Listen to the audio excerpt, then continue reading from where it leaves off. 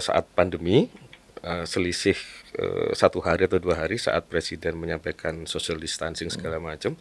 Nah, waktu itu saya berpikir kita itu CCF itu kebiasaan kita turun langsung tanam pohon kayak apa dan segala macam. Kita nggak pernah digital campaign, itu jarang sekali. Kita lebih suka turun langsung nyentuh masyarakat. Kan, makanya ya itu tadi kita membantu masyarakat dengan cara membuat mereka usaha. Pak, mereka kan tidak punya ilmunya. Iya, kalau nunggu mereka punya ilmunya kapan? Jadi intinya makanya ada pendampingan yang harus diperkuat untuk mereka. Walaupun gagal, sulit memang. Tapi kalau ngomong sulit terus, kita nggak jalan-jalan. Betul. Sampai saat sekarang ini dipercayai sama Bapak Baskoro mengadakan belanja gratis keliling. Dan makan gratis. Kalau makan gratis itu di rumah saya sendiri di Probolinggo. Setiap Jumat. Oh, berkah banget.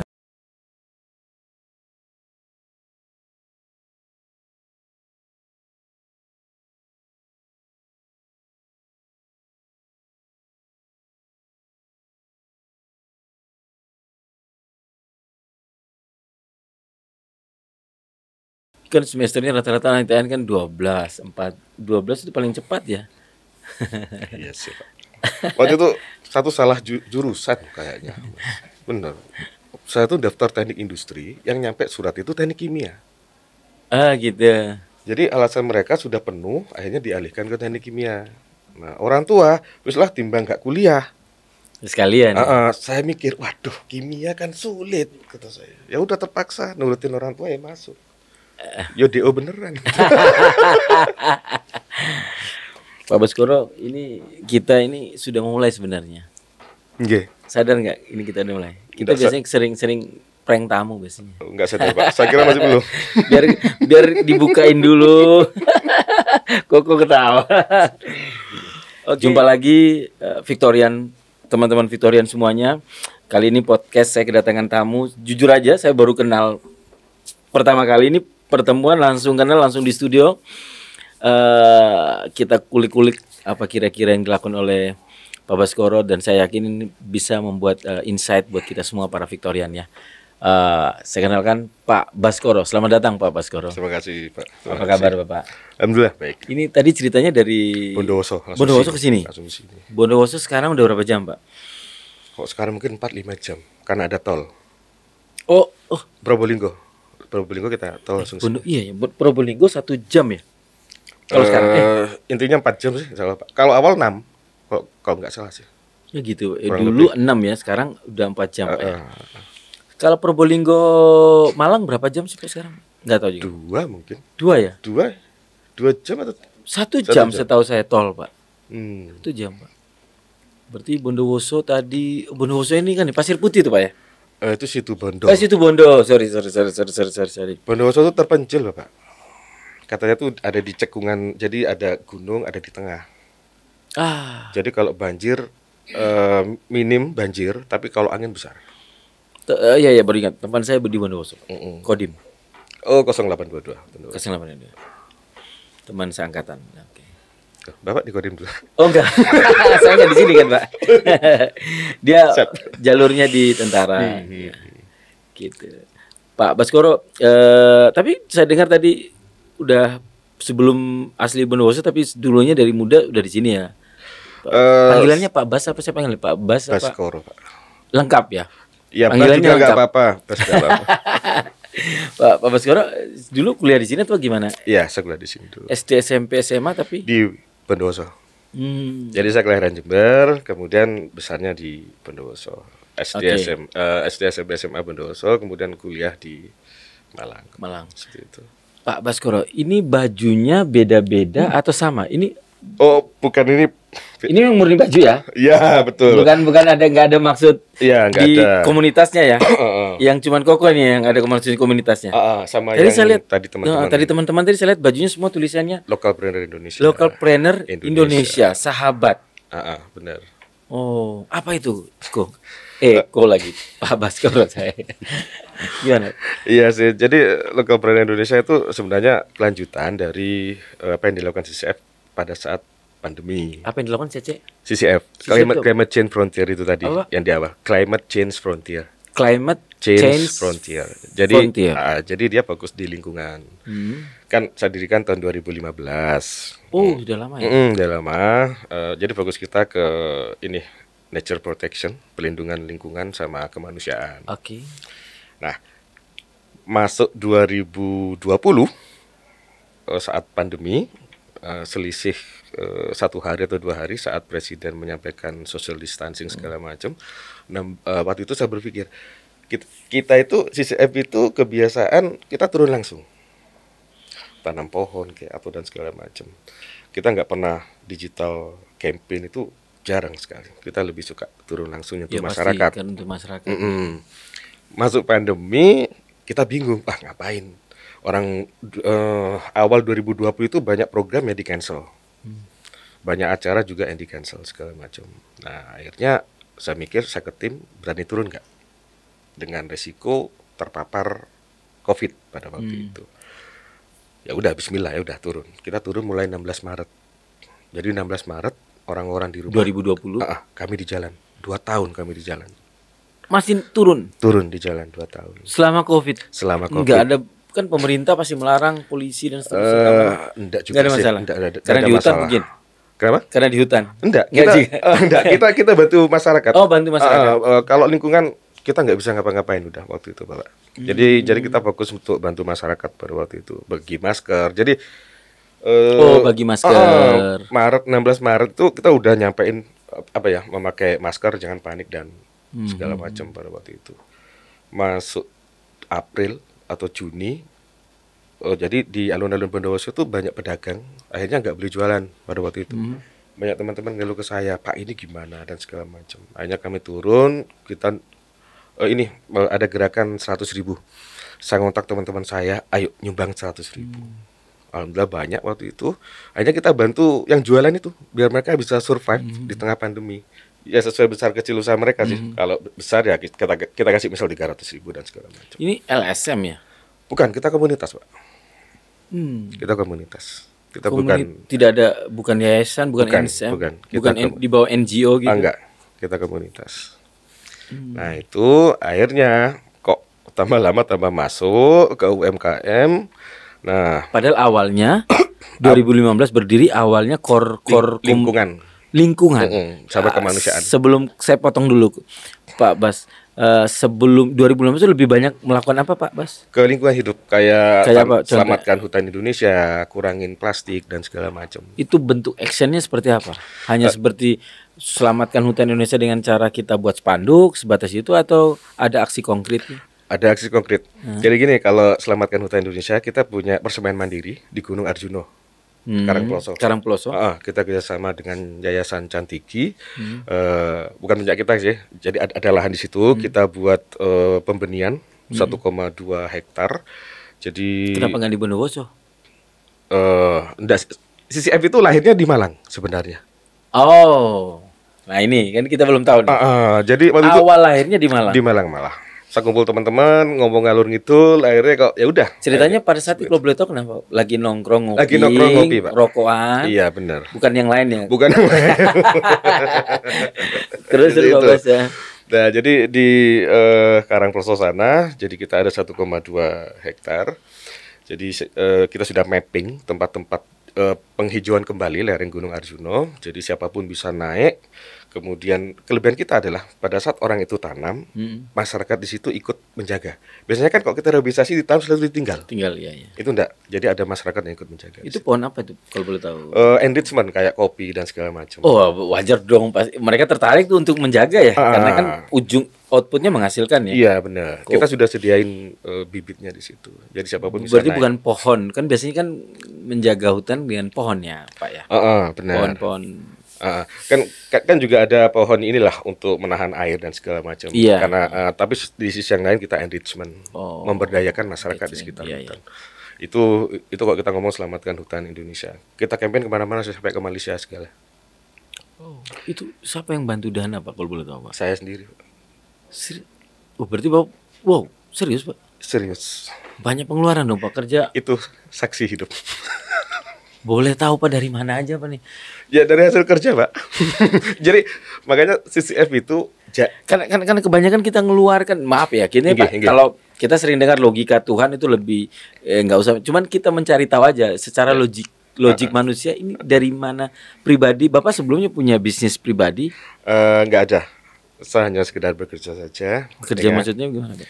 Sorry Pak ya saya tanya. Enggak, bekerja ya itu yang saya sampaikan tadi di Hong Kong tadi salah satunya. Jadi saya sisihkan sebagian dari situ. Makanya CCF itu ono duit melaku, ono duit menang. Kita tunggu dulu sampai kita punya uang. Seperti itu. Iya benar, masuk akal Mas.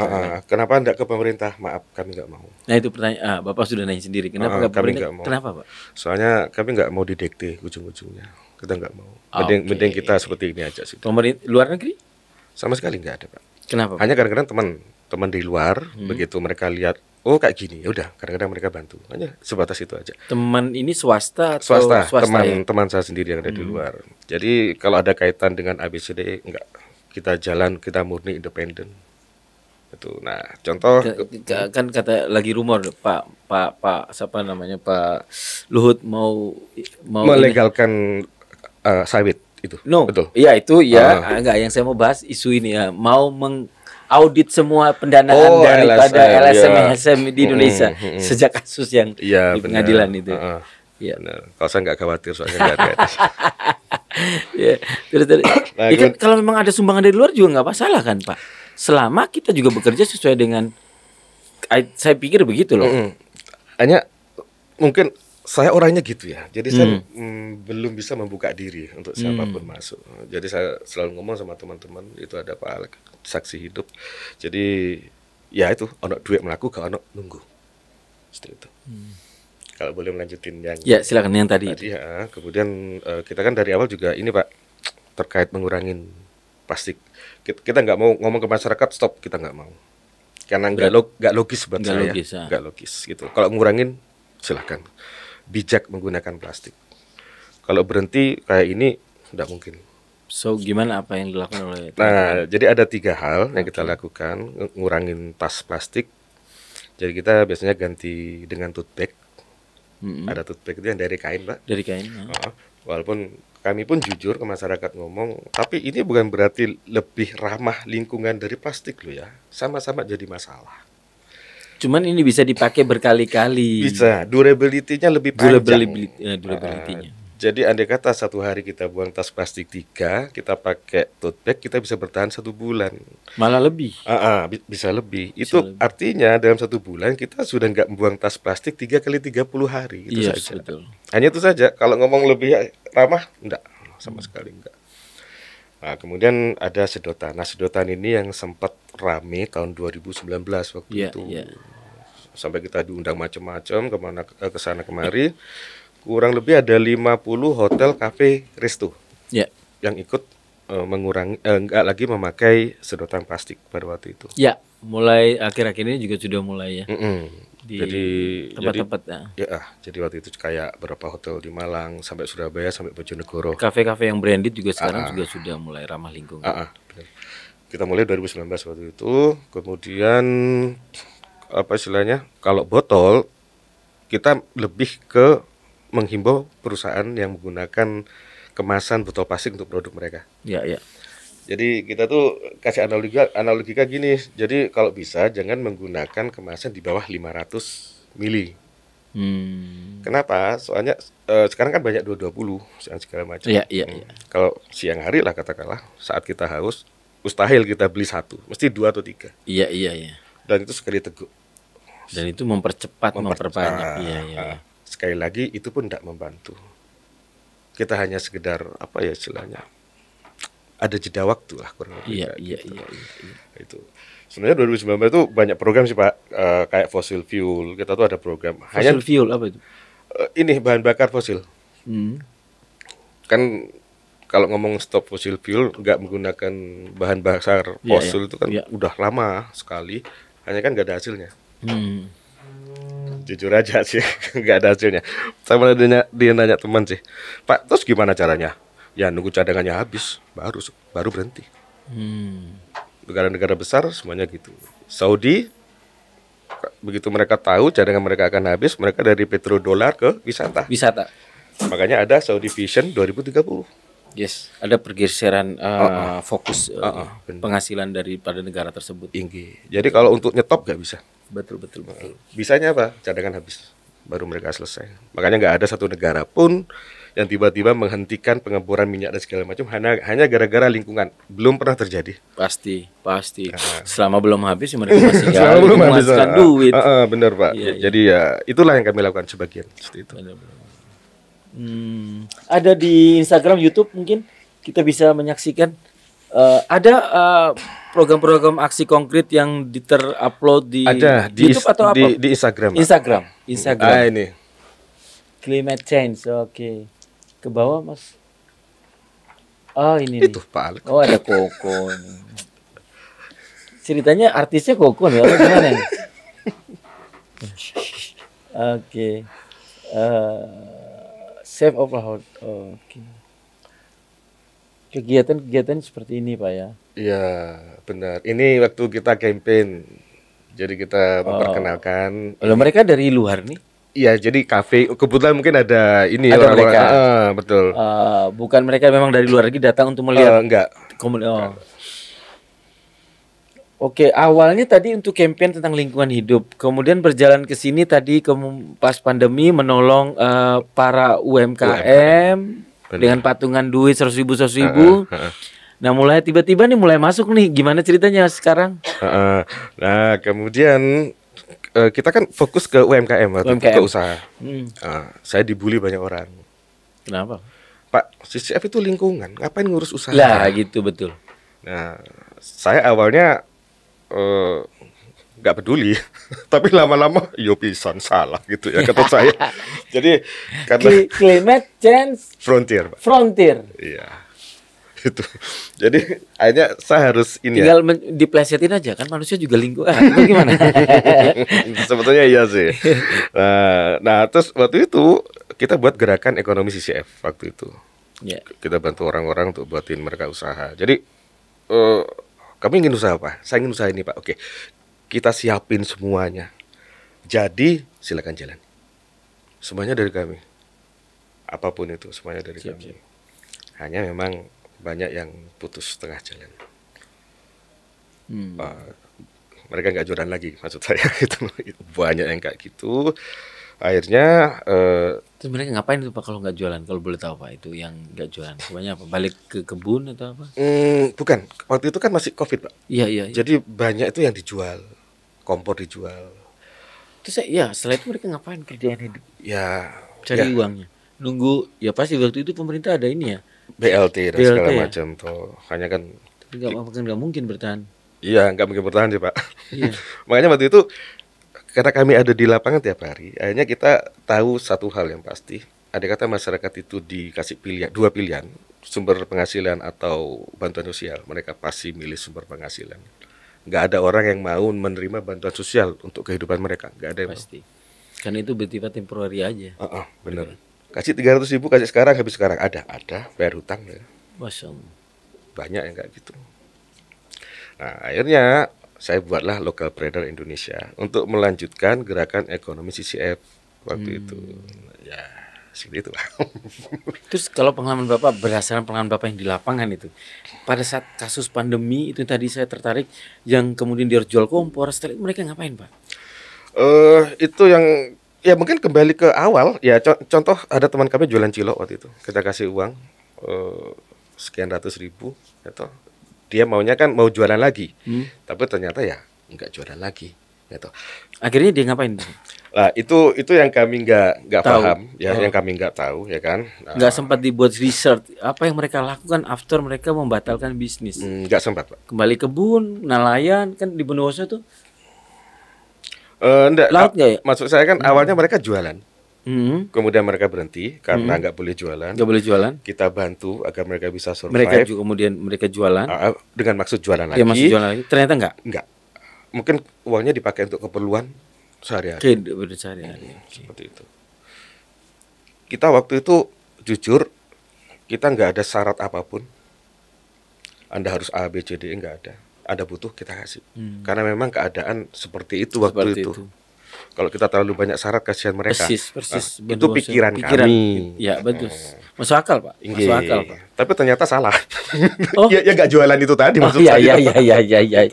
Maksud saya itu. Ya, maksudnya minimal syaratnya ada yang mendorong mereka untuk tetap jualan. Syaratnya maksudnya. Bukan syarat kayak yang mempersulit mereka, mungkin begitu maksudnya, Pak ya. Ya. Kita berusaha mempermudah, saking mudahnya akhirnya ya seperti itu. Mempermudah tapi kebablasan. Mestinya syarat bukan untuk mempersulit, betul mempermudah tapi mengarahkan, mendorong mereka untuk tetap usaha. Benar. Tapi sekarang gimana Pak perkembangannya? Ya alhamdulillah. Jadi kan memang nggak mudah sih. Makanya maaf kalau lihat podcast ya. Jadi saya sering diskusi sama teman-teman. Jadi kalau ada orang ngomong gimana cara ngelola uang, mereka tuh kalau sudah ngomong menengah ke atas mudah. Oh iya. Investasi on basket harus beragam dan segala macam. Saya pernah lihat podcast pada saat mereka ditanya gimana dengan saudara kita yang miskin. Kebanyakan mereka nggak punya jawaban. Jujur, itu yang saya tahu. Entah mungkin yang lain ada yang luput dari perhatian saya. Gitu. Kebanyakan ya udah ya pasrah atau nunggu bantuan dan segala macam. Nah dari situ hanya saya ya itulah saya berusaha ngasih jawaban kalau sebenarnya ada solusi buat mereka walaupun beresiko tinggi. Yes, I see. Walaupun beresiko tinggi. Makanya ya itu tadi kita membantu masyarakat dengan cara membuat mereka usaha. Pak, mereka kan tidak punya ilmunya. Iya, kalau nunggu mereka punya ilmunya kapan? Jadi intinya makanya ada pendampingan yang harus diperkuat untuk mereka. Walaupun gagal, sulit memang. Tapi kalau ngomong sulit terus, kita nggak jalan-jalan. Betul. Jadi saya boleh share sebelum saya menanyakan Bapak. Ada dua yang saya mendengar kalau nggak salah. Yang satu ini saya nggak tahu lupa siapa. Yang kalau satu ini yang terakhir saya mendengar dari Dr. Tirta. Yang pertama saya dengar dari seseorang saya lupa. 1/10 itu memang soro Pak. Berdarah-darah. Tapi kalau udah 10 Pak, dunia iso diwali bola-wali nggak apa-apa Pak. Maksudnya gini, kalau untuk mencari uang 1 triliun atau sekian miliar itu butuh proses ya Pak Baskoro ya. Yang berdarah-darah tadi Bapak bilang. Jadi kalau Bapak tanya mereka yang menjadi orang sukses yang konglomerat memang sedikit karena untuk menuju ke sana berdarah-darah. Tapi kalau sudah kerja di sini, mau dibalik mereka mau punya usaha A, B, C, tinggal itu nyambung dengan pernyataan dari Dr. Tirta, seingat saya dalam podcastnya juga. Ini Pak Bas, bagi orang di bawah, mereka berusaha itu sebuah pertaruhan. Walaupun kita tahu bahwa hidup yang dipertaruhkan itu tidak akan pernah dimenangkan. Tapi ini bagi orang yang modalnya cuma 1 juta, 2 juta, 50 juta, 100 juta, ini pertaruhan buat mereka. Ini kalau gagal, selesai mereka. Besok mereka makan apa? Sedangkan orang kaya, mereka selalu berbahasakan ini, wah kita harus fight. Karena kalau gagal, mereka masih bisa lanjut lagi. Karena mereka masih punya duit. Bukan begitu Pak Bas ya? Kurang lebih kayak gitu. Kurang gitu kan? Kalau yang di bawah enggak. Tapi saya setuju dengan Pak Bas tadi. Bahwa ada dua hal yang sesimpel maksud saya. Bagaimana Pak Bas membantu mereka. Jadi kan ini bukan duit mereka nih. Ya, bisa dalam tanda kutip bukan duit mereka. Jadi mereka dicobain, mereka nggak ada beban bunga, nggak ada beban apa.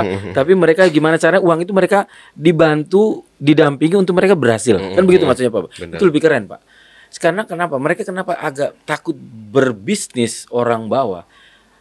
Karena kalau ini mereka lebih milih uang makan sehari-hari atau lebih milih mereka usaha. Kalau mereka usahanya pertaruhan 2, berhasil atau tidak.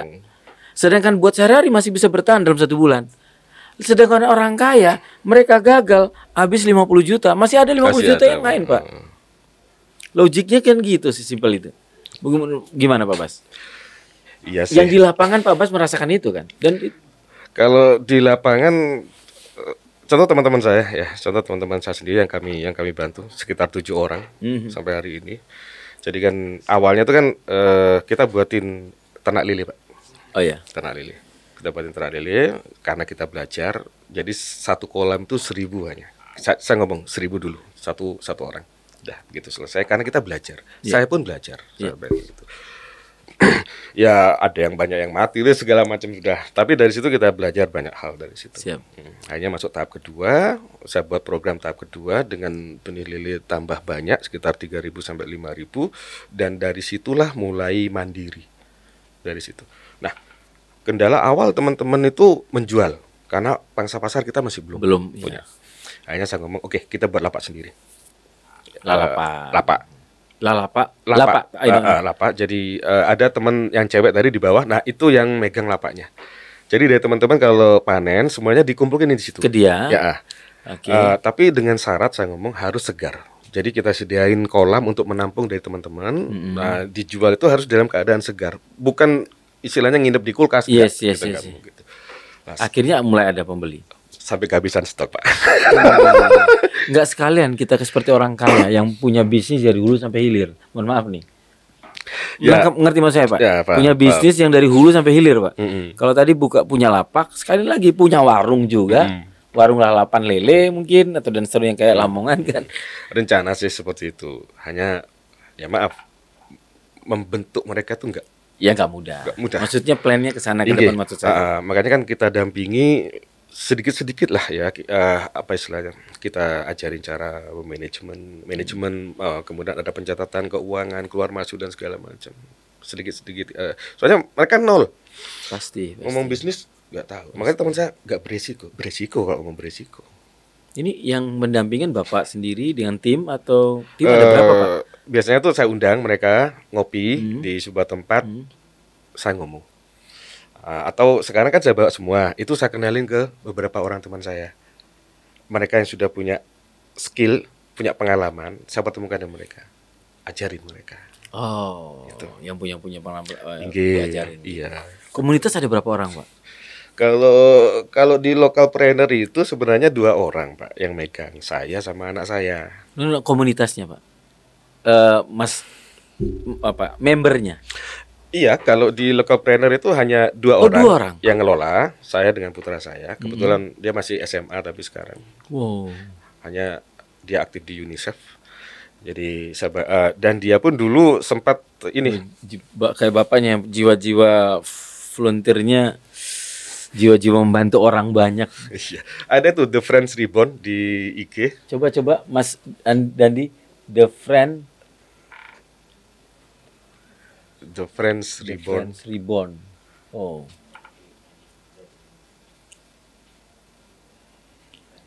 Itu punya anak saya. Oh, anak Bapak. Dia umur 16 sudah mulai usaha Juice and Bread, jualan jus sama roti bakar waktu itu. Itu pas pandemi. Anak ada berapa, Pak? Kenapa? Anaknya ada berapa? 1. Wow, biasanya anak tunggal itu kan ya ada tanda kutip manja gitu. Mandiri, Pak ya? Iya. Bener, bapaknya berhasil udah nih. Loh kok gitu? Ya kan dia sudah bisa menurunin kayak bapaknya. Sikap mandiri, sikap berbisnis. Iya, tapi namanya anak kecil ya. Ya gitu sih dia. Ya, up and down biasa, Pak ya. Terus 2 orang terus membernya kayak tadi di bawah itu total berapa, Pak? Sekitar 7 orang, Pak.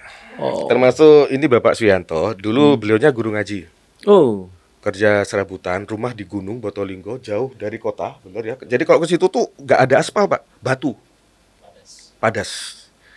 Alhamdulillah sekarang punya ternak lele, kemudian jualan sosis, bakso, dan program sosial yang dijalani di situ, makan gratis 1 minggu sekali ya. Wajahnya udah seger ya. Sudah seger. Gitu. Yeah. Kemudian belanja gratis keliling. Jadi kita di setiap warung itu, jadi gini Pak, kita ada batas maksimal pembelanjaan. Ibu-ibu kita kumpulin, misal warung A. Jadi setiap orang 15.000, nggak boleh lebih dari itu. Jadi target kita 2, 1 bantu yang punya warung, nomor 2 bantu ibu-ibu itu belanja gratis. Terus kita ada bantuan duka ya. Orang di desa tuh kalau meninggal, Pak, kadang-kadang beli kain kafan tuh sulit, Pak. Astagfirullahaladzim. Beneran. Jadi makanya kita buat itu. Jadi kalau ada yang meninggal, kita kasih kain kafan, kapas, sampai ini air ya, aqua. Kita bantu itu. Apa namanya, Bondowoso PAD-nya memang rendah, Pak ya? Kalau saya belum cek nih. Nggak tahu PAD-nya berapa ya? Apa namanya? Dulu istri saya batu koral juga di Bondowoso ya, kalau nggak Bondowoso batu koral itu Bondowoso ya pasti ya. Bondowoso ya batu. Ada beberapa perusahaan yang batu koral ya. Pabel batu di sana terus dihancurin. Ya dikirim ke proyek-proyek besar. Ini Pak yang The Friends Ribbon. The Friends, ini punya anaknya Pak. Iya. Ada 878 follower. Coba Mas, apa ini Pak fokus mereka? Dia sekarang ini sharing terkait gimana meng-create sebuah usaha, memulai sebuah usaha dan segala macam. Ini semacam volunteer juga, semacam yayasan atau apa, anak muda, bukan. Komunitas kurang lebih. Lebih mereka apa? Kalau tadi Bapak di lingkungan ini lebih kemana? Anak muda? UMKM, usaha. Oh, UMKM. Entrepreneurship. Oh, entrepreneur juga. Ini anaknya Pak? Bukan, yang itu Pak. Yang mana Pak? Ini. IG. Oh. Nah itu. Dari mata dan cara berdirinya Ketoe pinter, tapi agak ngotot. Iya. Benar ya? Iya, kalau PDW Pak. Ngotot ini. Ketoannya dari cara perawaannya ngotot, tapi pinter. Oh iya Keto. Jadi dia ini apa produk lokal dan segala macam. Oh. Pimpinin sudah beberapa member dia Pak. Member di bawah dia di dalam komunitasnya ada berapa dia? Belum kalau saya nggak tahu. Jadi kadang-kadang kan kalau sibuk sendiri lah. Keren. Tapi keren Pak, anak muda buat positif kan, sudah banyak caption positif. Itu kan buat afirmasi positif, maksudnya hal-hal yang positif pikiran mereka Pak. Mudah-mudahan setidaknya sudah langkah yang tepat Pak. Walaupun up and down biasa anak muda. Iya, anak muda. Bener. Iya. Kalau IG-nya Andan Fernanda Mas. Kita ini buat Victorian, silakan mau The Friend, ini punya anaknya Pak Baskoro, apa namanya? Itu Pak, maaf, yang Juice and Breed itu yang usaha yang dia buat. Kemudian ada main box stick, jadi dia buat kayak ini apa figura. Main box stick. Ya, jadi dia buat kayak Juice and Breed, roti dan jus. Oke. Nah, jadi model kayak gitu. Pesan bisa ini nih. Bisa. Maksudnya kirim dia ke Malang dan seterusnya. Seperti itu. Ini bagi guys yang butuhkan teman-teman Victorian main box stick. Oke. Keren nah, ya, itu yang Juice and Breed. Oh, ini Juice and Breed. Usaha dia sendiri nggih? Iya. Modalnya dari mana? Bapaknya? Ya mesti itu Pak. Bapak ya Pak. Maksudnya Bapak yang lain Pak. Nah ini dia. Dia pinter gitu Pak. Jadi dia punya komunitas anak di atas awan, dia punya itu juga. Oh, vokal ini ya Pak ya kayaknya. Iya itu Pak, vokal dia. Vokal. Udah tampil public speakingnya udah tampil Pak ya? Iya. Wah. Benar. Dia kan mitra muda UNICEF Pak, sudah 2 tahun. Seharusnya 1 tahun. Sama Tugu nih. Benar, Mas Torik. Masuk sama Mas Torik. Mas Torik. Udah ke sana dia ya. Oke, keren. Anak muda ini. Oke. Wah, ini nggak jauh dari buah nggak jauh jatuh dari pohonnya ini. Gitu. Terus apa yang sudah sekarang Bapak terakhir program apa yang terbaru Pak dari kelembagaan komunitasnya Pak Bas? Kalau dari Lokalpreneur kita tetap membina yang ada, kemudian membantu anak-anak muda. Kita anak-anak muda sekarang. Yeah. Contoh ada salah satu di bawah tadi itu, jadi dia sekarang kopi keliling Pak, pakai sepeda motor. Kita kebetulan punya sepeda, kita buatin rombong yang di belakang itu, jadi dia keliling sekarang jualan kopi. Kemudian saya berpikir karena memang banyak yang jualan kopi dari teman-teman itu, makanya saya buat kopi pikir. Jadi kopi cangkir istilahnya. Itu. Jadi ngopi sambil mikir. Jadi ojo ngopi toh, ayo mikir negara. Banyak macam-macam lah kurang lebih kayak gitu. Ya, kayak gitu sih. Hanya memang produk ini ya kita tetap jualan. Kita nggak munafik ngomong nggak jualan, kita tetap jualan. Hanya sebagian kopi itu kita taruh di teman-teman yang jualan kopi ini. Tuh. Karena ada omongan ngopi itu ngopi seduh, bukan ngopi saset. Iya. Jadi ya teman-teman akhirnya pakai kopi pikir itu untuk jualan. Selain itu kopi saset juga. Kopinya beli sendiri atau ada dari produk Bapak? Kalau kopinya kita beli Pak, kemudian kita kemas. Oh. Itu. Bukan produk sendiri, tanam sendiri bukan Pak ya? Belum ke sana. Belum ke sana. Pak, kalau boleh tahu Pak, jiwa tiba-tiba flashback ke dulu nih. Tiba-tiba Bapak punya keinginan buka sesuatu kegiatan, saya bisa bilang ya. Kan ini bisa dibilang nirlaba Pak, malah norok Pak. Iya, betul. Apa Pak? Kan kita, mohon maaf nih Pak ya, kita punya anak, punya istri kan pasti mau tidak mau kita harus bertanggung jawab pada anak istri ya. Itu kok moro-moro punya keinginan itu ada something apa Pak? Pas 2015 itu atau sebenarnya kalau 2015 jujur aja kita tuh awalnya kumpul ngobrol ngalur ngidul sampai kemudian kita buat Climate Change Frontier itu tadi. Kita berarti ada berapa Bapak? Waktu itu ada 2 orang sih, saya dengan teman saya. Tapi kebetulan teman saya tuh punya komunitas, jadi komunitasnya masuk untuk bantu aksi sama campaign CCF pada waktu itu. Nah, kalau kemudian ditanya sebabnya apa, satu kadang-kadang ngomong sama teman bingung juga mau jawab. Soalnya pikiran saya udah, saya mau bantu udah. Keinginan saya hanya sekedar bantu saja gitu. Perkara nanti ada efek penilaian dan segala macam itu bukan urusan saya. Maaf Pak, maaf boleh Pak ya? Iya, Istri nggak protes Pak? Nggak protes Pak. Sampai hari ini. Dapur kurang nggak marah-marah? Nggak berkurang. Malah anak saya ngikutin saya, dia buat komunitas anak di atas awan. Kadang-kadang kita join aksi bersama ke yayasan yatim piatu dan segala macam. Bagus, mantap. Seperti itu sih. Saya ngetes Pak ya. Saya nanya aja. Saya nanya. Buktinya sudah jelas kan? Anak malah ikut. Artinya keluarga Bapak support semuanya. Apa sebelumnya ayah, bapak, ibu dulu memang sebelumnya ada kegiatan kecil yang sama atau kegiatan besar yang sama? Enggak ada. Bapak saya pegawai negeri. Ibu saya ibu rumah tangga. Seperti itu sih. Tiba-tiba terbesit kayak gini, jalan begitu aja, ngalir aja atau ada something yang hidayah turun entah dari mana, apa dari gunung mana gitu mungkin? Kalau awal tuh ngalir saja, kan awalnya dari CCF dulu ya. Kemudian makin lama begitu saya tahu apa yang terjadi di bawah, itu yang gerakkan saya untuk makin kuat, saya harus melakukan sesuatu. Kalau di awal kan kita awalnya ngobrol Pak. Iya betul. Awal ngobrol. Ayo gitu. Ayo, akhirnya jadi. Kita jalan sejak 2015. Sejak 2015 itulah saya banyak menemukan hal-hal yang selama ini yang saya pikir ini nggak ada, ternyata ada. Bapak dulu anak organisasi? Enggak Pak. ITN? Enggak. Oh, bisa anak organisasi ya yang tiba-tiba kepanggil karena kan memanage orang banyak juga. Enggak Pak? Enggak, Pak. SMA OSIS apa enggak juga? Lingkungan hidup dulu hanya. Oh. Tapi waktu SMA. Oh SMA. Kuliah nggak ikut Mapala Pak? Enggak, sama sekali. Kalau tambah Mapala tambah nggak bisa lulus lagi Pak. Mohon maaf. Bukan bermaksud ya. Karena sibuk berorganisasi. Saya juga anak organisasi nih. Saya juga lama, bukan bermaksud sebut nama salah, tweet nanti diedit. Aduh keliru nih. Terus gitu Pak ya. Ya. Kemudian apa namanya tidak.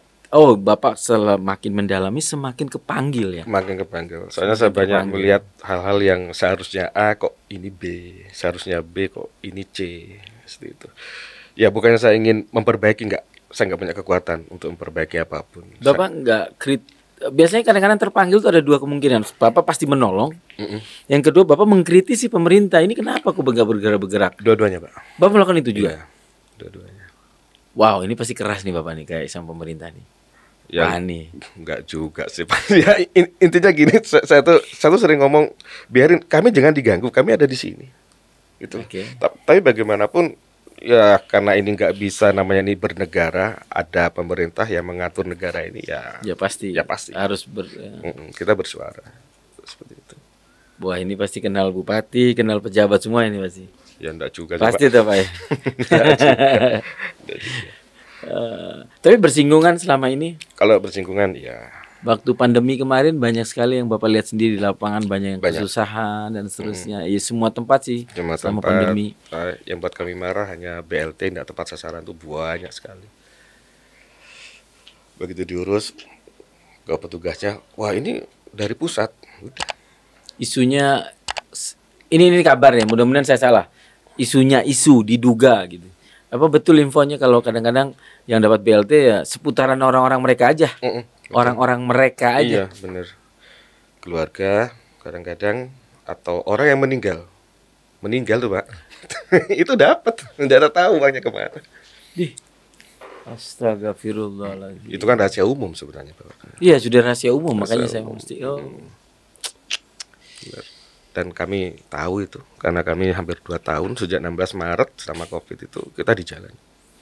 Jadi kita tahu. Itu sih. Ya, waktu itu banyak sih Pak. Kita nggak hanya bagi masker, kita ini penyemprotan disinfektan. 5.000 rumah waktu itu kita semprot waktu itu gratis. Tinggal panggil kami datang. Wow. Tapi kami minta izin dulu ke Pak RT. Yes, Tanda yes, tangan, ada yes, bukti yes, Pak RT yes. tanda tangan. Gitu. Modal dari mana sih Pak? Kembali lagi. Pada saat itu? Ya dari saya. Sebagian saya minta tolong teman. Koko juga bantu nih. Pastinya deh Koko. Koko bantu campaign di Malang. Campaign di Malang. Tuh. Wow. Ada juga donatur-donatur di Malang? Ada, Mas Daniel. Ada. Kita ya bagaimanapun saya punya keterbatasan. Pasti, Kadang-kadang pasti. saya ngeluh ke teman. Aku punya ini. Tolong. Yang penting selama tidak mengganggu identitas